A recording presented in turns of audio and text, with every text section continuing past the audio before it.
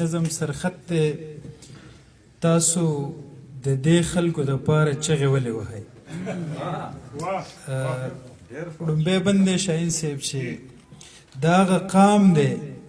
چې پښتو نه لري پت نه لري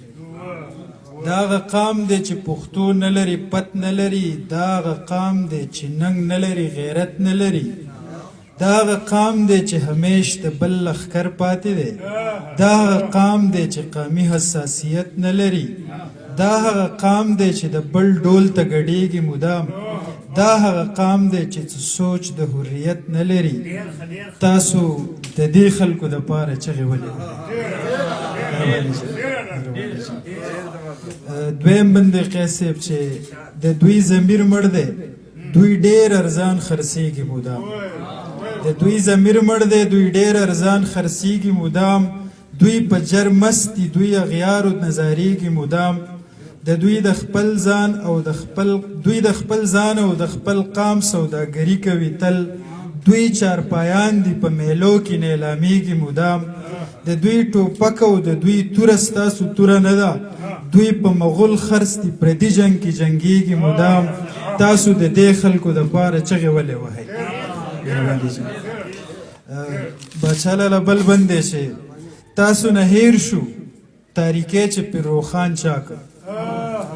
تاسو نه هیر شو تاریکې چې پر روخان چاکه تاسو نه هیر شو چې ایجنټ مولا مستان چاکه تاسو لږ یاد کې لږې پاڼې د ماضي واړوئ تاسو لږ یاد کې لږې پاڼې د ماضي واړوئ تاسو نه هیر دي چې ډاکومو کالو خان چاکه تاسو را یاد کې هر پښتونه تل بدنام چاکو تاسو نه هیر شو چې غدار مو باچا خان چاکه دوی هم هغه دي تاسو دوی له چغې ولې تاسو نه هیر شو تاریکې چې پر روخان چاکه تاسو نه هیر شو چې ایجنټ مولا مستان چاکه تاسو لږ یاد کې لږې پاڼې د ماضي واړوئ تاسو نه هیر دي چې ډاکومو کالو خان چاکه تاسو را یاد کې هر پښتونه تل بدنام چاکه تاسو نه هیر شو چې غدار مو باچا خان چاکه دوی هم هغه دي تاسو دوی له چغې ولې وهئ مهرباني شي بل بندې چې دا هغه قام دی چې خیبر او تاترتې هیر دي دا هغه قام دی چې خیبر او تاترتې هیر دي دا هغه قام دی چې ټکر او امبیلتې هیر دي د دوی تاریخ 14 خبرې د توتی رټه ده دا هغه قام چې ملکن قصه خانتې هیر دي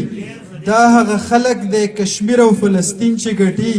دا هغه قام دی چې ګل سوات او ګل وانتې هیر دي تاسو د دې خلکو دپاره چغې ولې وهئ اخري بند دی چې ستاسو په حق کې مومن چپ دي افریدي غلی دي ستاسو په حق کې مومن چپ دي افریدي غلی دي نه د بنګشو جبه خوځي یوسفزي غلی دي ستاسو په ضد چې څوک لګیا دي ټول په ټوله دادي ستاسو په مرسته خټک چپ دي بټني غلی دي دوی تاسو نه پیژني ستاسو چغې نه پیژني ظالم ته بد نه وایي واړه سړه بني غلی دي تاسو د دې خلکو دپاره چغې ولې وایي